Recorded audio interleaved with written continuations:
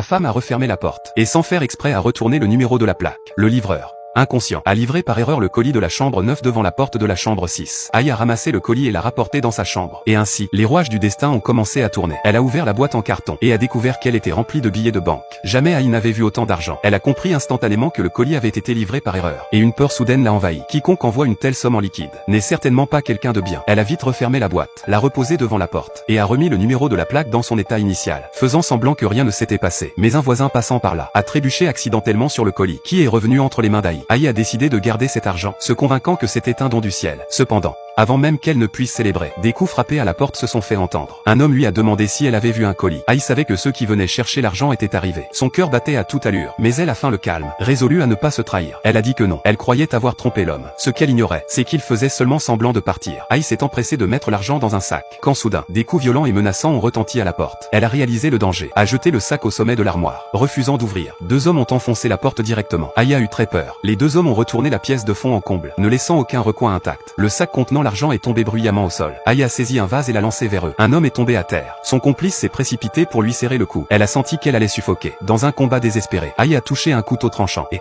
dans la panique, a involontairement tué l'homme. Elle s'est précipitée au poste de police pour signaler l'affaire, mais personne ne l'a prise au sérieux. À ce moment-là, une idée audacieuse lui a traversé l'esprit. Avant que quelqu'un ne découvre, elle est vite retournée nettoyer les lieux. Elle a acheté une valise, y a fourré le corps et l'a fermé à clé. À minuit, Aïe a traîné la valise jusqu'au marais et l'a jetée dedans. Ses eaux sombres, trouble et exhalant une odeur fétide était l'endroit parfait pour dissimuler l'odeur de la valise. Elle a pris l'argent, prête à fuir. Mais pourra-t-elle vraiment s'enfuir?